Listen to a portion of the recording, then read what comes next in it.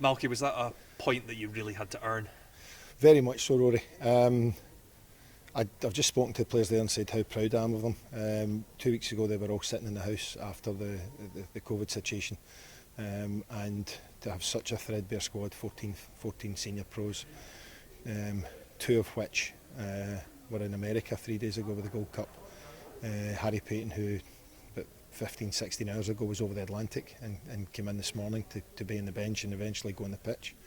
And we lost obviously Jake Vokins to injury yesterday afternoon. I thought Regan Charles-Cook did a fabulous job to come in and play there against Sean Rooney, who's tipped for moves and stuff like that, and I thought he equipped himself really well. I'm delighted with the clean sheet. I'm delighted with the effort, the energy, and the fact that St Johnstone had to change their shape twice. That's credit to my team. So overall, good to get fans back in. Good to get a start to the job as the manager in the Premier League as well.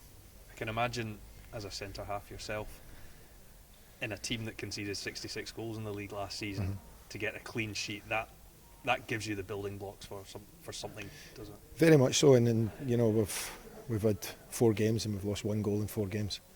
Not getting carried away with that, but we're playing against St Johnstone here today in the Premiership, and a team who won 2 cups last year and who are very well drilled and ended up throwing all 3 centre forwards on the pitch. So to actually, in the last 10 minutes or so, to make sure that we defended resolutely the way we did and to come away with a clean sheet, I'm absolutely delighted. I don't know if it's with having fans back in, but it got feisty out there, didn't it? Maybe I think that's maybe something from last year, having watched games last year where it did feel like training games. I think having fans back in is great. Everyone sees it, and it does get feisty. But to be fair, I actually thought the referee had a good game. I spoke to Callum at the end, and we were both happy with the way things went in terms of that. Yeah, I mean the sort of height of that, there was a bunch of things that went on, but around the penalty, no complaints. No, none at all. It looked like a penalty from where I was. I genuinely thought it would have been harsh on us if the game had been decided by that. I thought it was very nip and tuck. I think honours even was probably the result that I'm certainly think it was the way it would have been. What are the things then to work on ahead of another tricky game at Easter Road next? Yeah, very much so. No, I think there's lots to work on. We need to get players in the door. I'm hoping to have 3 in by Tuesday, and maybe a couple in by the end of the week as well. So we definitely need to have depth to the squad. Looking at St Johnstone's bench, and they bring on May and Kane and Craig, three starters.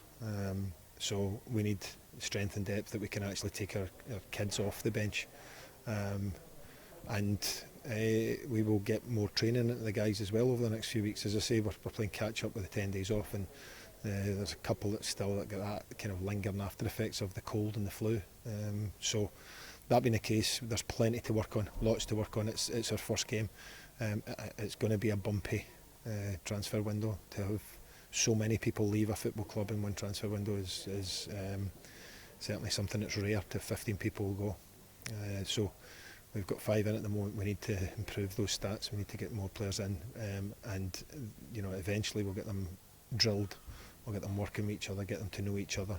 But I spoke to the players there at the end and said how proud I was of them in terms of the ethic, the work ethic and the commitment they showed today. They were very well drilled, and I think that on another day, as you said yourself, losing the amount of goals we did last year, on another day we could have lost that game. Well done, Mikey. Thank you.